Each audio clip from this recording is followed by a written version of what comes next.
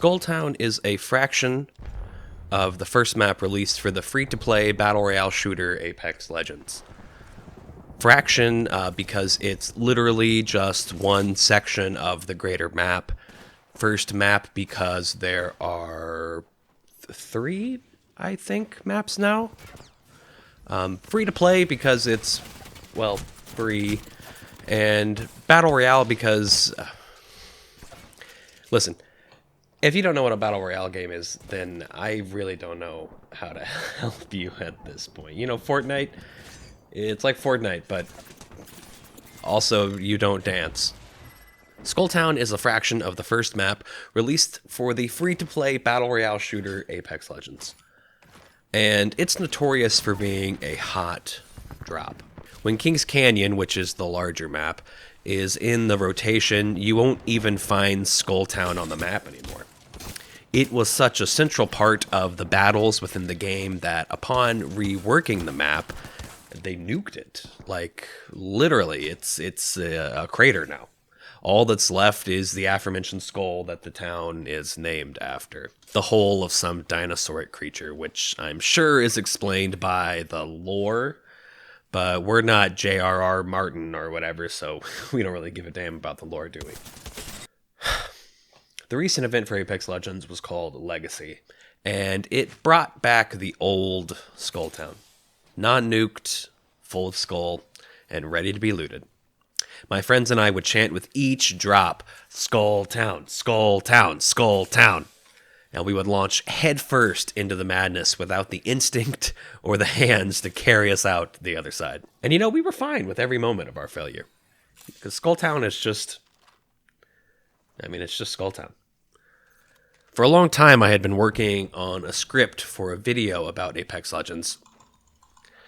I was going to focus on the idea of a picaresque, which is a kind of a story closely related to the episodic television from my childhood. The same characters, sometimes in the same place, sometimes traveling, but each episode was disjointed from the last, except for the rare two-parters, or God forbid, the legendary four-parters. And the joy, and arguably the point of those shows, was to, well, learn about the characters through repeated exposure.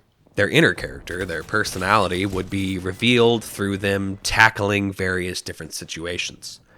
It sounds obvious when saying it out loud. Wouldn't all stories fall under this sort of blanket category? But no. Picaresque is less about the plot or the story or the narrative or whatever word you would use to describe this thing that we all enjoy. And it's more about the characters.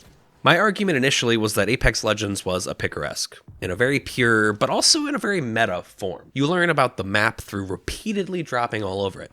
You learn about the characters by dropping as every single one of them at least once. And you learn about yourself in the process, as you yourself are put into various situations across the various drops and trying not to get killed. But in the process of working on this idea, the script just... I don't know, it just wasn't coming together. At one point, I even decided to stream, like on Twitch, with the goal of going for 8 hours every day for a week, just to see if repeated exposure from, myself like that would crack the code of this script I was trying to write. And surprisingly, it worked. During the first 8 hours of this, I remembered something. There's this line that goes... If the world is but a stage, then perhaps this stage is all the world.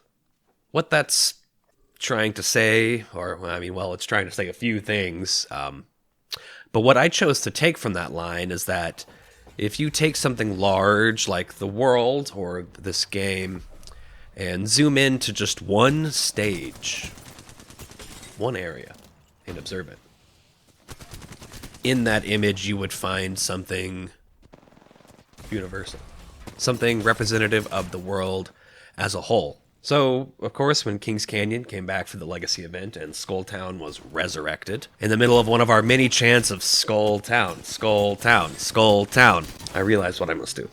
So buckle up, close your eyes, and do the chant with me this time. I've set it up to work like a spell. And together, me and you will go to this world. Into the dropship. I hope you're ready because we're dropping Skulltown.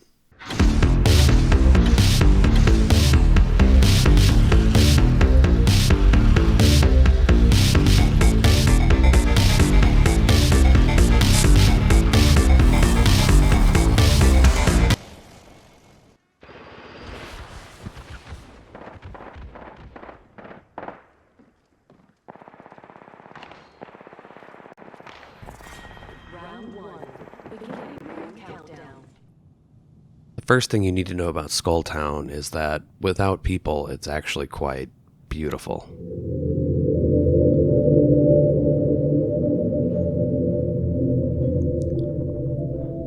Without people, we should really be calling it Ghost Town, hardy har har. It's a town comprised of 3 towers at its center, with 4 branches stretching off between the cardinal directions, northeast and northwest, southeast and southwest. It's a shanty town made of leaning aluminum plates, steel frames, and a lot of mismatched junk. The way the game works, even footsteps carry through this town. And then it all goes away.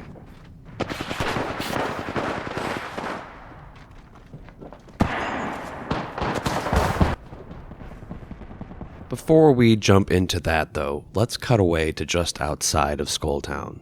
It's quieter here, and a Wraith is landing with her team. Every landing is a mad dash to pick up any gear you can find. The Wraith team is calling out enemy locations, so she dashes from the building to assist. She hears something and pings it. Bloodhound uses his ability to light up any nearby enemies, and the Wraith moves to intercept. This is the game. All thinking is reactionary. She swaps her 30-30 for a wingman, a powerful semi-auto hand cannon, and climbs the wall. The movement in this game becomes second nature faster than you could believe. You climb and go where you please. You slide and crawl to capture your prey. Besides the sounds, she can see her teammates' health in the bottom left-hand corner, a constant reminder of where she's needed, so she runs to assist.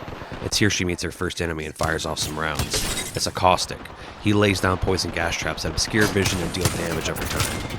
The Wraith does her best to avoid them and finish off the target, but her teammates are going down, and things are already looking bad. She tries not to panic while she reloads, but she's outnumbered 3-1. She runs out of the building because placement is key. The environment can give you the upper hand and the element of surprise. Movement, like thinking, is reactionary, instinctual. She's listening for them.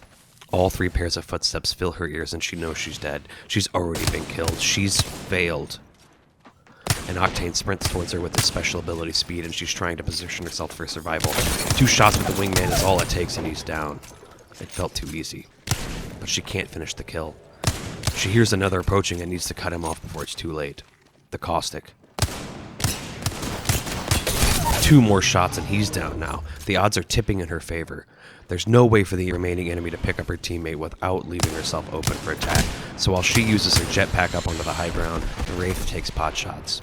The 2 exchange blows, but the Valkyrie is landing hers. Wraith's health is getting lower and lower. In the confusion, the Wraith moves and gets behind the enemy for the surprise, waits for a moment to strike. Miss. Miss. Miss. She cannot hit her target. She climbs the wall to bridge the gap. This is it. Last chance. Dead. She's done it. 1 versus 3, and she's come out on top. Even though her teammates are dead, she can still pick up their banners from their death boxes to call them back into the fight. Sadly, one of them has timed out. She was too slow. With her 1 remaining teammate, she runs into the desert. She'll be gunned down shortly after. I've been down. And then her teammate.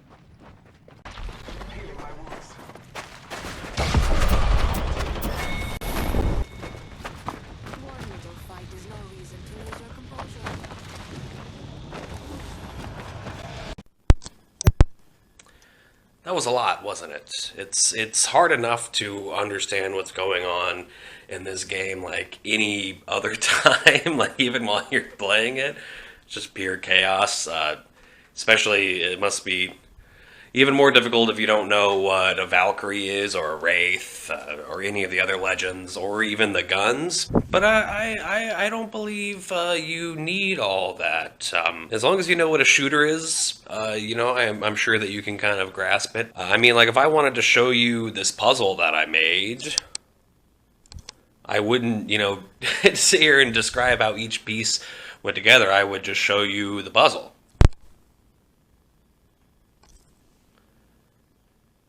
Not sure if that metaphor works, though.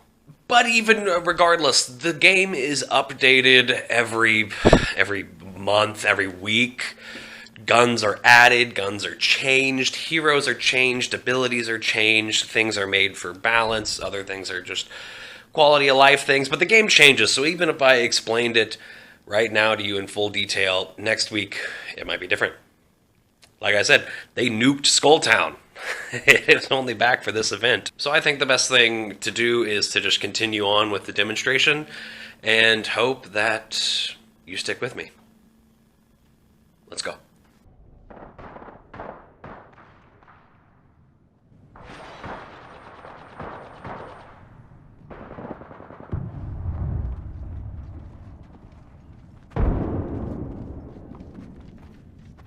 If we rewind a bit to the drop, we can see several angles of the Mad Dash. More than two teams, utter chaos. The lucky ones who get guns start firing, people are dropping. Teams are trying to coordinate, climbing onto roofs, finishing off down players, making chase on those who don't have the gear to defend themselves. A slow-moving but defensive Gibraltar goes to aid a teammate, while a chase happens right next to it. 4 teams, 2 fights, 1 story. A pack of dogs pinch their prey.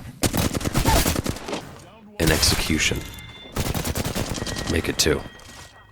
And the jackals pick over the scraps.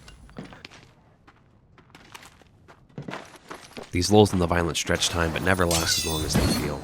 There's always someone moving towards you, or running away, or just waiting to take their shot.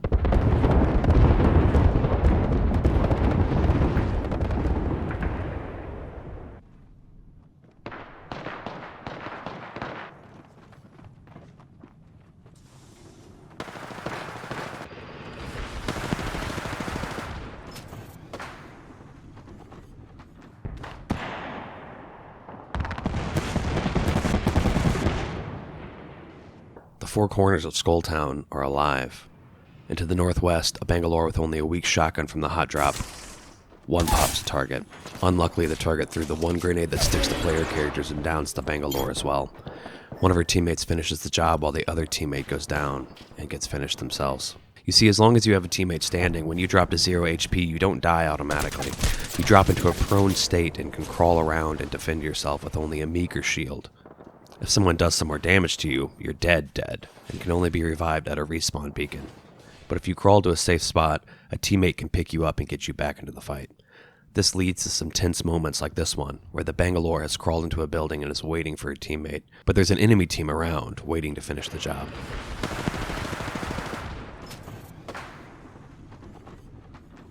Fighting continues at the other corners. To the southeast, the first respawn beacon is activated, bringing a dead teammate back into the fight. Back with the Bangalore, her teammate tries to block the door but fails, and without a weapon is gunned down in an instant. This sort of thing happens all the time. The first person to die in a game is called the First Blood, and it's announced for all to hear. And it usually happens in Skulltown. Every weapon can be found in Skulltown. I don't have the data to back that up, but I believe it to be true. Skulltown is such a large loot area that it can supply several full teams with primary and secondary weapons, along with better armor, ammo, grenades, anything else that they're looking for. And as you can see, there are a lot of guns in this game. You got the light guns, there's like some other one. Look, all these are different types of guns, all these sections here. My personal favorite of the bunch is this one right here, the R301. I've got this cool skin on it that makes it look like the Starry Night. And if you get like, let's just grab some of the good attachments here. You get like the high level attachments for it. It can beam people from pretty far away. Okay, that guy's dead now. My second favorite is this Ava here. It is a shotgun. It shoots really fast. The reason why they're my favorite is you can, like, you know, beam someone from afar and then slide in to finish the job with a shotty. Versatility. Both guns are really just a thrill to use. And there's a near perfect amount of guns in this game so that everybody can have their own favorites. Each person will just be able to kit up with the guns that feel right to them. You know when you found your own weapons when you just feel the vibe. The weapons are like fluid in your hands, an extension of your character.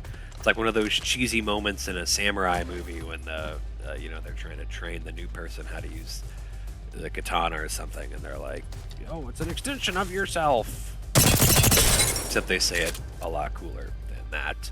It's almost like a superstition in the way that there's no good reason why these two guns are my favorite or two other guns are your favorite. And you know, perhaps we could come up with some, you know, let's face it, bullshit excuse like, oh, bullets spread or blah, blah, blah, blah, blah. But every gun in this game is viable. It could have been any combination of weapons that just made your heart sing, but no, it was these two. You know, they're yours now. They speak to you without words and allow you to dominate the playing field.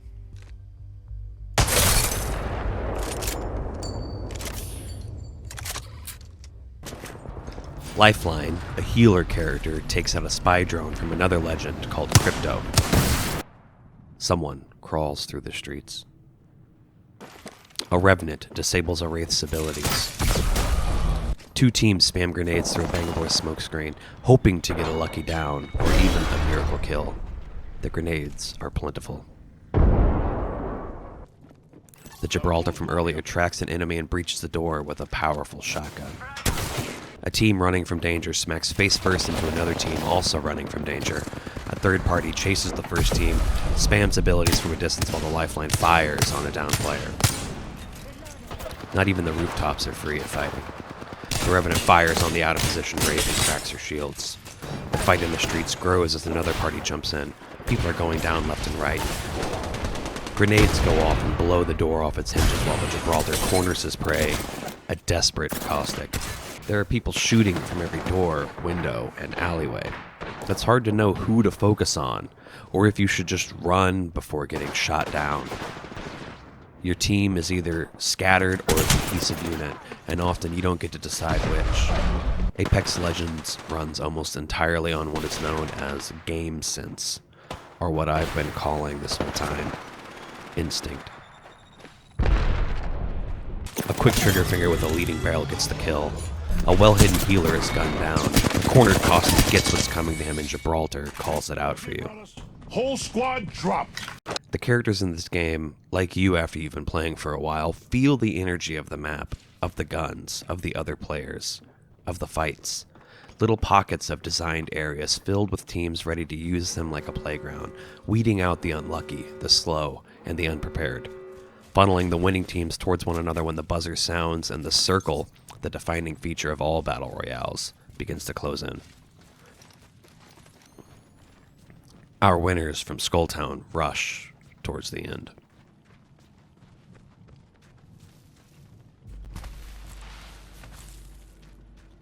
Let us imagine a different life. A Bangalore and her team land outside of Skulltown, and by some glitch in the system, are the only team present. They have the whole area to themselves, and for now, it holds the entire world. The game is unlike what we've come to know. It's peaceful, solitary, quiet. It's contemplative in a way that only comes after a spike in adrenaline. After facing something below the conscious mind and realizing, hey, this is just a game, you can climb to the roofs in the center of town and look out across all of Skulltown. Your empire, for now. All the loot and goodies you could possibly need to kit yourself out for the fight. But maybe none of that matters. Maybe all that matters is this moment you get to breathe.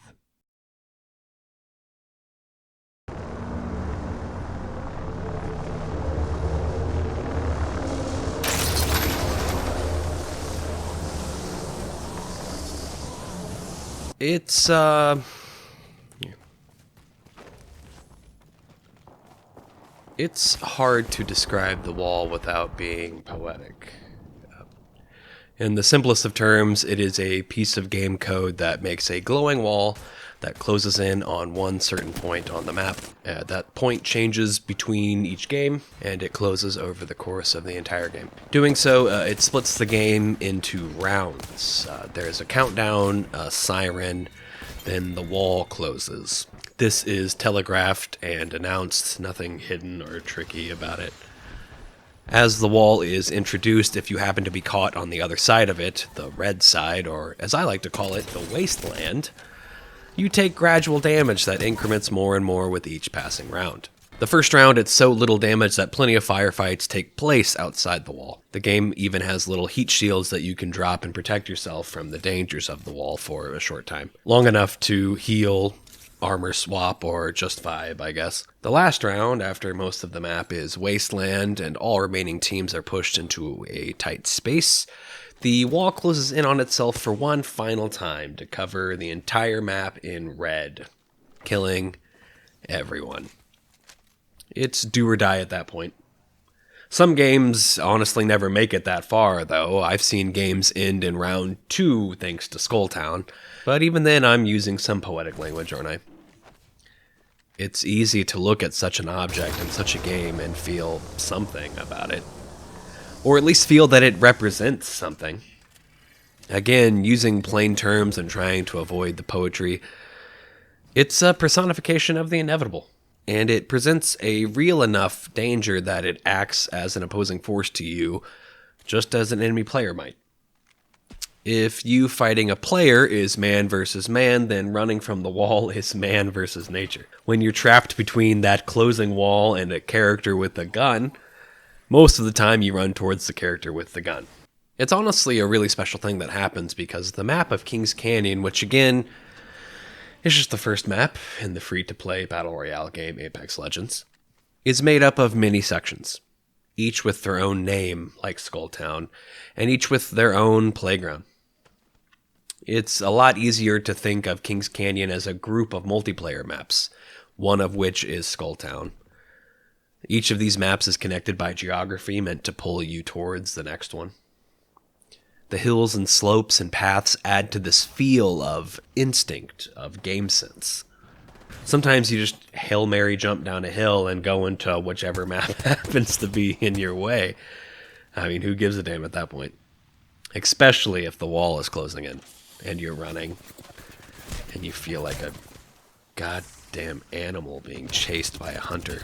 You know, the game is called Apex Legends. The apex, of course, meaning the top of something. But the term is so obviously calling on familiarity with the phrase apex predator. And in fact, the top rank on the leaderboard for Apex Legends is simply called Predator. This is a game that somehow taps into something more primitive. And the wall is a key component to that. As it closes, it renders the individual multiplayer maps that make up the full Kings Canyon useless. It just cuts them off, it removes them piece by piece, and in doing so, something new is left behind every time. A new combination of maps, of battle arenas. It, again, brings me back to this idea of the picaresque. It reminds me of this fantasy city called Viraconium. It's the setting of a series of short stories by M. John Harrison, a writer that I'm sure you're all familiar with, right? Right? What's so special about this city is that between the various stories, the city changed. It was called different names. Locations in one book would be somewhere else in another. Buildings jumped around the city. But no matter what changed or shifted, it was still Viraconium. Just like the individual parts of Kings Canyon can be swallowed up by the wall, it's still Kings Canyon in the end. It's in this changing fantasy landscape that you learn more. That this picaresque idea is extended to the land itself. Very rarely will a game end in Skulltown, so even after the story's forged there, you will venture out. You will find other places. You will die in other places. I don't know if it's possible for any one person to have been in every situation needed to have lived and survived every place of Kings Canyon. There are so many nooks and crannies, pipes, hideaways, open fields of burnt trees, and deserts of rolling dunes. I think it's been enough time. If we check in with our teams that left Skulltown what feels like a lifetime ago, we see only 2 remain. Gibraltar's and some other one. Some team that never went to Skulltown. It seems impossible with all the fighting we saw earlier, but it's true. And despite the bad aim, Gibraltar's team comes out on top. They are the Apex legends of this game. But that's just one game. This happens over and over and over again. Each game you'll drop somewhere, maybe Skulltown. You'll scavenge for weapons, ammo, armor, goodies. You'll fight your enemies. You'll ambush your enemies. You'll hunt your enemies. Sometimes they'll hunt you and you will become the prey. Somebody always dies first, and somebody always survives. You feel the game under your skin. There's no need to think about it any more than that, really. It's that idea of game sense, of instinct. You know, the game lives inside of you in a place where all that other stuff doesn't matter, where it's just the vibe. You continue to feel it as you play. No matter if you land in the 4 corners of Kings Canyon or the crumbling cities of World's Edge, you're landing in Skulltown. Because if you can find all the world in Skulltown, then it only stands to reason that you can find Skulltown in all the world.